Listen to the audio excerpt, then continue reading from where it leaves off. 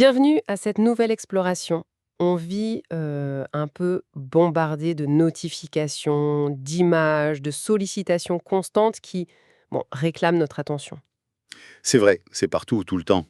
Mais au-delà de ce bruit de fond, il y a des pièges, on va dire, plus discrets.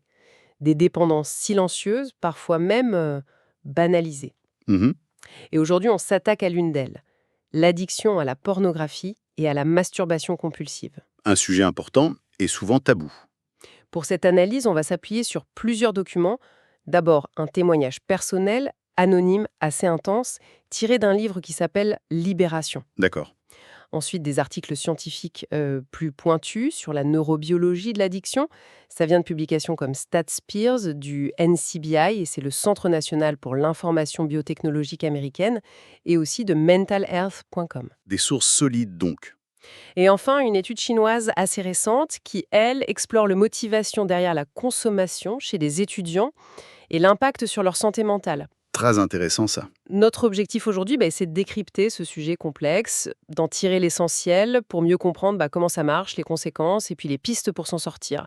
Et on se base uniquement sur ces sources qu'on a mentionnées. C'est exactement ça. Et l'intérêt, je crois, c'est justement de croiser ces regards. On a le vécu intime, presque spirituel parfois dans le témoignage, Oui. et puis l'approche scientifique, neurobiologique, psychologique des autres documents. C'est cette combinaison qui, je pense, peut nous permettre d'aller au-delà des clichés et d'avoir une vision plus juste de ce phénomène. D'accord. Alors on commence par le récit personnel de Libération. Allons-y. L'auteur anonyme raconte comment ça a démarré pour lui, une curiosité d'ado sur Internet, un truc assez banal finalement. Comme beaucoup sans doute. Oui, puis avec l'ennui, le stress, la solitude, c'est devenu une habitude, un refuge facile quoi. Et petit à petit, une compulsion, une routine quasi quotidienne qui a vraiment pris le dessus. Le piège qui se referme. Les effets, il dit qu'ils se sont vite fait sentir. Une perte de motivation générale, une énergie qui semblait s'évaporer et un isolement social de plus en plus marqué. Mhm. Il a cette phrase qui fait un peu froid dans le dos.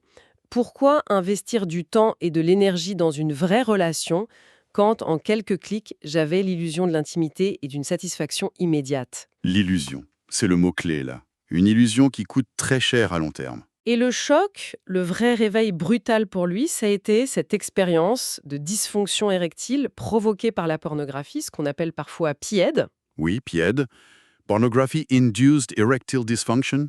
lors d'une relation intime réelle. Il décrit ce moment terrible. Mon corps ne répondait pas. Voilà.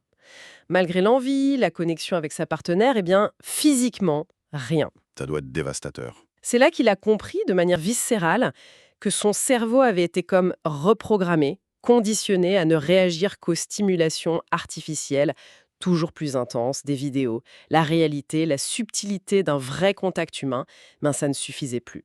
Hmm. Le seuil de stimulation qui a été complètement déréglé. Il parle de la honte, écrasante, du sentiment d'être cassé, incomplet, moins homme même. Et c'est là qu'on voit très bien le cercle vicieux typique de l'addiction. Cet échec, cette humiliation, au lieu de le stopper net, On pourrait penser ça, oui. eh bien paradoxalement, ça l'a enfoncé encore plus. La peur de revivre ça, ça l'a poussé à fuir les vraies rencontres et à se réfugier encore plus derrière l'écran, là où il croyait avoir le contrôle. Une illusion de contrôle, comme il le dit. Exactement. Une illusion qui le coupait toujours plus de la vie réelle. D'ailleurs, les sources comme Libération, mais aussi mentalhealth.com, elles soulignent ce coût psychologique énorme. La culpabilité, la honte, l'isolement, et puis cette tendance à voir les autres, les partenaires potentiels, un peu comme des objets. Il décrit cette sensation d'être derrière une vitre. C'est très parlant, oui. On observe, on ne participe plus vraiment. C'est donc cette souffrance aiguë qui a agi comme un électrochoc. Il le dit très clairement, mon corps me criait l'ampleur du problème. C'est souvent ça, C'est ce qui l'a forcé à regarder la vérité en face, à admettre sa dépendance. absolument. Et c'est un point clé, je crois. Des conséquences aussi directes, aussi physiques, comme cette dysfonction érectile liée au porno, ça peut être un catalyseur très puissant pour sortir du déni. Ça rend les choses concrètes, impossibles à ignorer. Exactement.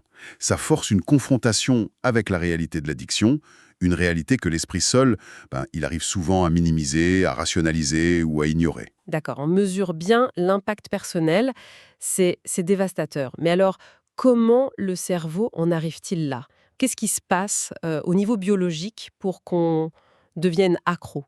Alors là, c'est là que les sources scientifiques comme NCBI, StatPearls et mentalhealth.com nous apportent un éclairage crucial. Elles insistent sur un point fondamental. L'addiction, ce n'est pas une simple question de volonté ou de faiblesse morale. Ce n'est pas il suffit de vouloir arrêter. Non, pas du tout. C'est considéré aujourd'hui comme une maladie cérébrale chronique, qui implique de réelles adaptations, des changements dans le cerveau. Le cerveau change physiquement et fonctionnellement. D'accord. Et au centre de tout ça, on trouve la fameuse dopamine. Mais attention, Ah, la dopamine, on en entend beaucoup parler. oui, mais Libération, NCBI, mentalhealth.com, tous s'accordent sur un point crucial et souvent mal compris. La dopamine, ce n'est pas tant la molécule du plaisir pur Ah bon? que celle du désir, de la motivation, de l'anticipation de la récompense. C'est elle qui nous pousse à agir, à rechercher quelque chose. C'est le vas-y, cherche ça plutôt que le ah, c'est bon. C'est une bonne image, oui. Le porno, comme d'autres drogues ou comportements addictifs, provoque une libération massive, artificielle, de cette dopamine. Et le cerveau, lui, il interprète ça comme un signal hyper important du genre « Waouh, ça, c'est vital, refais-le absolument ». D'accord.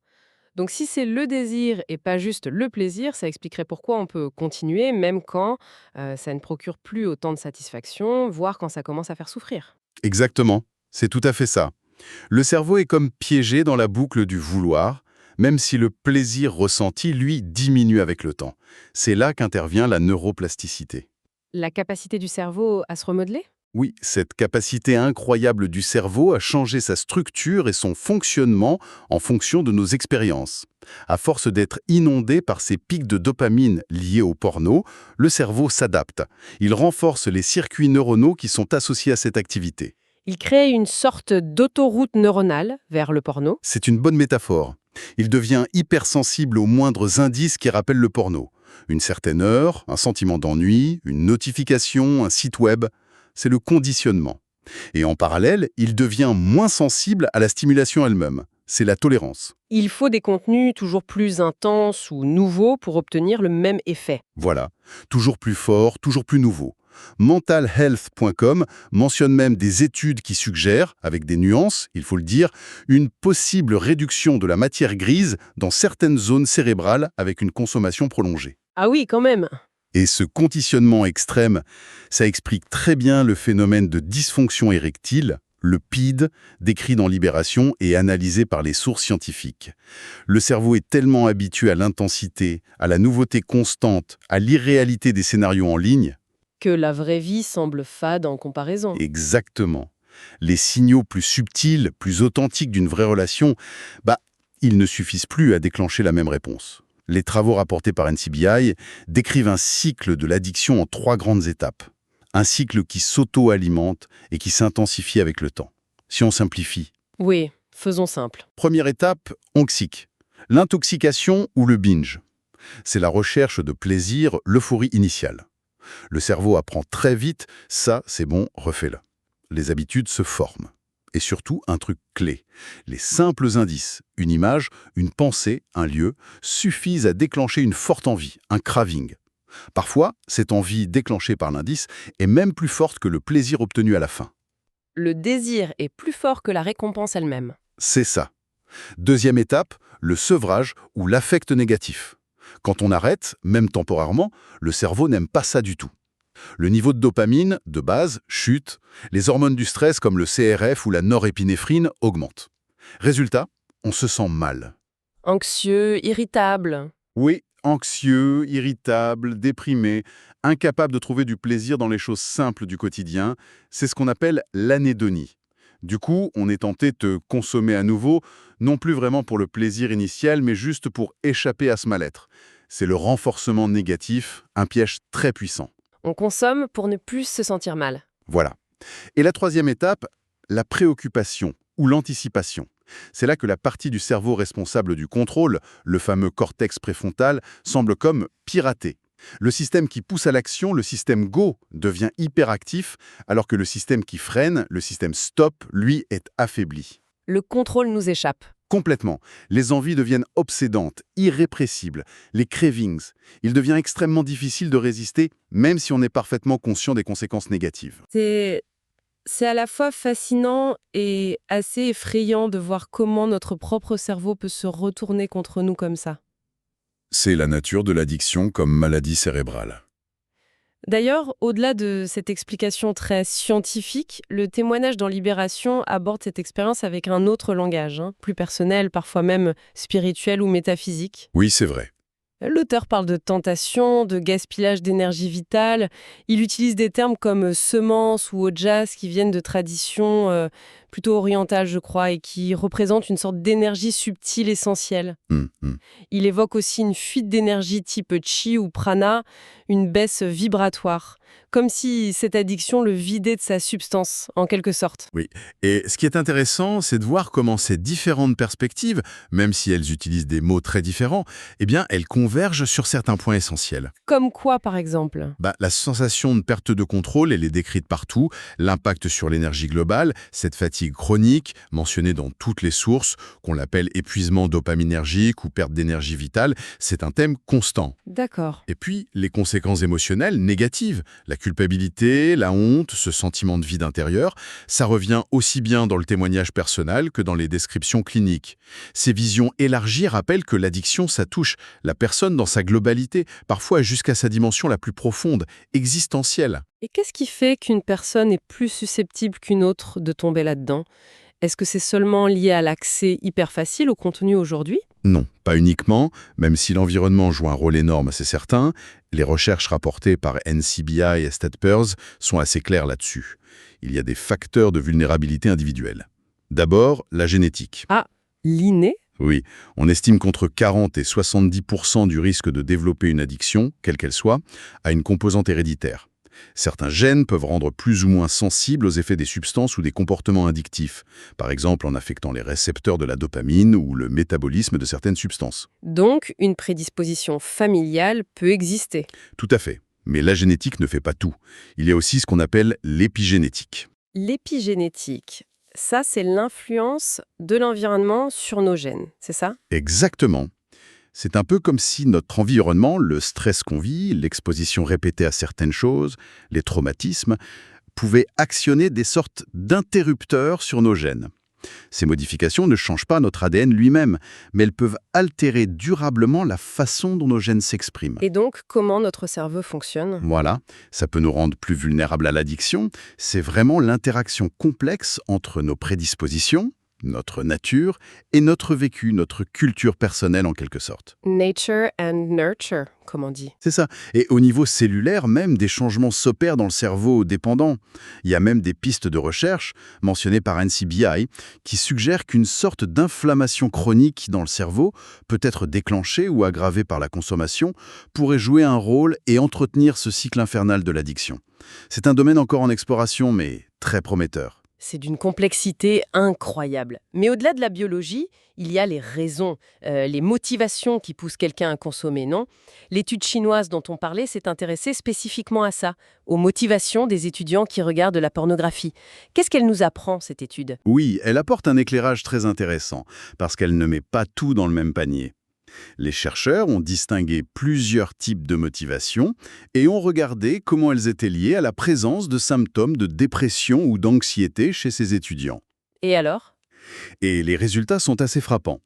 Utiliser la pornographie pour chercher une sensation forte, ce qu'ils appellent enhancement, ou, et c'est surtout ça le point clé, pour faire face à des émotions négatives, le coping, Comme pour oublier mes problèmes ou quand je suis déprimé ou nerveux?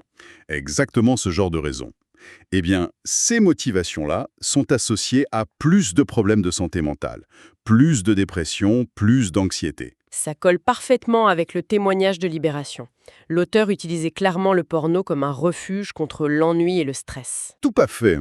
Et ça rejoint aussi ce que mentalhealth.com décrit comme une stratégie d'évitement émotionnel. Et c'est une tentative de gérer des sentiments difficiles, mais qui, à terme, ne fait qu'aggraver les choses. Un pansement sur une jambe de bois, en quelque sorte. C'est un peu ça. L'étude chinoise fait d'ailleurs référence à un cadre théorique appelé Digital Life Balance, DLB, qui suggère que cette utilisation problématique d'Internet, y compris du porno, peut être une tentative un peu désespérée de combler des besoins psychologiques non satisfaits dans la vie réelle. Quel besoin, par exemple? Le besoin de connexion, d'estime de soi, de compétences, de gestion du stress. Le problème, c'est que cette compensation qu'on cherche en ligne finit souvent par aggraver les difficultés hors ligne. On s'isole davantage, on perd confiance en soi, et ça crée un cercle vicieux. Je vois. Par contre, et c'est là que c'est intéressant, l'étude chinoise a trouvé que les motivations dites sociales, Social, ouais. pour le porno, Oui, par exemple, consommer pour pouvoir en parler avec d'autres, pour se sentir intégré ou apprécié par un groupe, ou même pour animer une soirée entre amis, eh bien ces motivations-là étaient associées à moins de dépression et d'anxiété. c'est contre-intuitif ça. Oui, c'est surprenant. Les auteurs suggèrent que dans certains contextes très spécifiques, cet usage pourrait peut-être jouer un rôle de liant social ou être moins chargé négativement. Mais il reste très prudent sur l'interprétation, évidemment. D'accord. Et l'étude soulève aussi une nuance culturelle importante, non? Oui, tout à fait. Elle a été menée en Chine, un contexte que les auteurs décrivent comme relativement conservateur sur le plan sexuel. Ils suggèrent que cela pourrait influencer à la fois les motivations, peut-être plus de curiosité face au tabou, et aussi l'impact sur la santé mentale. Plus de honte ou de conflits intérieurs liés à la consommation. C'est une possibilité qu'ils évoquent, oui. Ce qui rappelle que le contexte culturel est toujours important à prendre en compte. Bon, face à ce tableau quand même assez complexe, la biologie, la psychologie, les motivations, l'environnement, comment on s'en sort? Quelles sont les pistes pour reprendre le contrôle? C'est la question essentielle, évidemment. Si on revient à Libération, l'auteur insiste beaucoup sur une première étape, qui lui semble absolument cruciale. La prise de conscience lucide. Le point de départ. Oui, il raconte avoir tenu un carnet pour noter très précisément quand, pourquoi, comment il consommait, vraiment mettre des mots, des chiffres, regarder le problème en face sans se mentir. Pour lui, admettre l'impact réel, comme la dysfonction érectile dont on a parlé, ça a été le déclic incontournable. C'est la fondation, c'est clair. Sans cette lucidité, difficile de construire quoi que ce soit. Ensuite, les différentes sources convergent sur l'importance des stratégies concrètes, au niveau comportemental et environnemental. Quoi, par exemple? Eh bien, Libération et mentalhealth.com insistent sur la nécessité d'éliminer ou de gérer les déclencheurs. Ça peut être des choses évidentes, désinstaller des applications, bloquer certains sites, éviter d'avoir accès facile à Internet quand on est seul, la nuit, par exemple. Rendre l'accès plus difficile? Exactement. Mais ça concerne aussi des déclencheurs plus subtils. Apprendre à gérer le stress autrement, la fatigue, l'ennui, identifier les émotions ou les situations qui précèdent l'envie de consommer et trouver des alternatives. Préparer un plan B en quelque sorte. C'est un peu ça. Il faut aussi, comme le souligne très bien Libération, réorganiser son temps et son énergie. L'addiction, ça prend une place folle dans la vie. Il faut activement combler ce vide par des activités positives qui ont du sens pour soi. Se mettre au sport, se lancer dans des projets? Oui, le sport, les études, des projets créatifs, renouer avec des relations sociales saines. Et puis, il faut consolider les nouvelles habitudes. L'auteur de Libération utilise une belle image. Une nouvelle habitude, c'est comme un jeune arbre, c'est fragile au début. Il faut l'entretenir. Voilà. Il faut l'arroser tous les jours, c'est la répétition. Le protéger, créer un environnement qui soutient le changement. Célébrer chaque petite pousse, reconnaître et apprécier les petites victoires quotidiennes. Et surtout, il insiste sur le changement d'identité. Ne plus se voir comme un addict en lutte, mais comme quelqu'un qui choisit la liberté. C'est puissant ça, changer sa perception de soi-même. Fondamental. D'ailleurs, l'auteur de Libération partage sa méthode personnelle qu'il appelle dominance sur ma réalité. Elle est très axée sur ce travail intérieur, cette reprogrammation mentale, non? Oui, tout à fait. Par exemple, il parle de changer son discours interne. Passer de «je ne dois pas regarder», qui est une forme de frustration, de lutte, Mhm. à «je ne regarde pas», une affirmation de soi, un choix délibéré. Il met en place des routines fortes, visualisation positive le matin, bilan de fierté le soir. Ancrer le positif. Et il parle aussi de transmuter l'énergie sexuelle, de la rediriger consciemment vers des buts créatifs ou productifs. Il dit que ça a décuplé son efficacité dans d'autres domaines. Ce que l'auteur décrit là avec ces mots, ça correspond très bien à ce que la science appelle la neuroplasticité. Cette fameuse capacité du cerveau à se réorganiser dont on a parlé, et qui est mentionnée par NCBI et mentalhealth.com. Le cerveau peut désapprendre l'addiction. Il peut réapprendre autre chose. Le cerveau qui a appris l'addiction peut aussi apprendre à s'en défaire. Il peut guérir ou en tout cas se recalibrer. Les stratégies qu'il décrit, le changement de discours interne, les routines, la redirection de l'énergie, visent justement à ça, affaiblir les anciens circuits de récompense pathologiques et en créer de nouveaux, plus sains, plus constructifs. Recabler le cerveau en quelque sorte. C'est exactement l'idée. Apprendre à observer les pulsions sans y céder automatiquement. Associer la discipline et la maîtrise de soi à un sentiment de fierté. Trouver des alternatives constructives comme le sport, la méditation, la création. C'est un vrai travail de reprogrammation. Mais ça peut être difficile de faire ça tout seul, j'imagine. Oui, bien sûr. Ce chemin peut être très ardu et le soutien extérieur est souvent essentiel. D'ailleurs, toutes les sources le mentionnent, l'importance du réseau social, les amis, la famille compréhensive, des thérapies. Quel type de thérapie est efficace? Les thérapies comportementales et cognitives, TCC, sont souvent citées. Elles aident justement à identifier et modifier les pensées et les comportements problématiques. La thérapie dialectique comportementale, TCD aussi, qui aide beaucoup à gérer les émotions intenses. Et puis, il y a les groupes d'entraide. Les groupes type 12 étapes? Oui, sur le modèle des alcooliques anonymes ou d'autres approches comme Smart Recovery, qui sont basées sur des principes de TCC. Le simple fait de partager avec d'autres qui vivent la même chose, ça brise l'isolement et la honte. C'est très puissant. Et bien sûr, traiter d'éventuels autres problèmes associés, comme la dépression ou l'anxiété, c'est crucial. On parle de double diagnostic. D'accord. Et sur le plan plus médical, clinique, il y a des avancées? Oui, les choses évoluent. NCBI décrit des approches qui visent à mieux évaluer le profil neurobiologique spécifique de l'addiction chez chaque personne. Par exemple, est-ce que c'est plus lié à la recherche de sensations, à l'évitement du mal-être ou à un déficit de contrôle, pour pouvoir proposer des aides plus ciblées. Une approche plus personnalisée? Voilà. Et la recherche explore aussi des pistes médicamenteuses potentielles. Attention, pas comme une solution miracle, mais comme une aide possible dans certains cas. On teste des médicaments qui ciblent les systèmes de récompense, comme la naltrexone, parfois liée à un certain gène, un neurotransmetteur appelé glutamate, avec la N-acétylcystéine ou NAC, ou même l'inflammation cérébrale dont on parlait. Des outils supplémentaires dans la boîte à outils. C'est ça. Et surtout, un point que souligne NCBI et qui est fondamental, mieux comprendre la base biologique de l'addiction, le fait que c'est une maladie du cerveau, c'est essentiel pour réduire la honte et la stigmatisation qui empêchent encore trop souvent les gens de chercher et de recevoir de l'aide. C'est vraiment important de le rappeler. Et le but ultime de tout ça, c'est de vivre libre. L'auteur de Libération décrit bien cette liberté retrouvée. Oui, c'est le but final. La confiance en soi qui revient, la capacité à investir son énergie dans une vie qui a du sens, qui est alignée avec ses valeurs, et même, il le suggère, le potentiel d'inspirer les autres par son propre cheminement. C'est une liberté qui se choisit et qui se reconquiert chaque jour, j'ai l'impression. C'est un processus continu, certainement. Bon, si on devait résumer un peu cette exploration, on dirait que l'addiction à la pornographie, c'est bien plus complexe qu'il n'y paraît au premier abord. C'est clair. Ça met en jeu notre biologie cérébrale la plus profonde, notre psychologie, notre environnement hyper connecté. Et pour certains, ça touche même à des dimensions plus intimes, spirituelles ou énergétiques. Ce n'est définitivement pas juste une affaire de manque de volonté.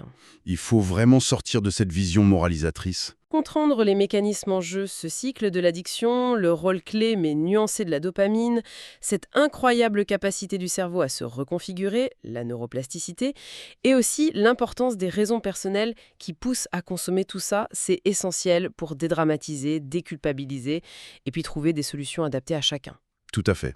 On a vu que les motivations derrière l'usage pouvaient vraiment changer la donne sur l'impact psychologique, c'est un point important de l'étude chinoise. Oui, la raison pour laquelle on consomme compte énormément. Et s'il y a un message fort qui ressort de toutes les sources, qu'elles soient personnelles ou scientifiques, c'est quand même celui de l'espoir.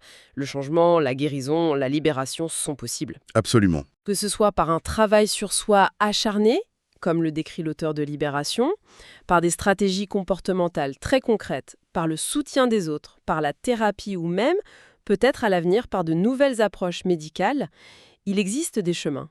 Comme le conclut l'auteur, vous n'êtes pas seul, le chemin continue. C'est un message d'espoir fondamental. Et pour laisser peut-être une dernière piste de réflexion, en écho à tout ça, si notre cerveau possède cette incroyable capacité d'adaptation, cette neuroplasticité qui peut nous entraîner dans l'addiction mais aussi nous permettre d'en sortir, dans quels autres domaines de notre vie pourrions-nous utiliser consciemment cette même plasticité ? Comment est-ce qu'on pourrait rediriger notre attention et nos habitudes, non plus pour subir des schémas qui nous desservent peut-être, mais pour activement façonner un cerveau et une vie qui soient alignés sur nos objectifs les plus constructifs, les plus épanouissants? Une question puissante pour terminer. Merci d'avoir suivi cette analyse. C'est la fin de notre exploration pour aujourd'hui.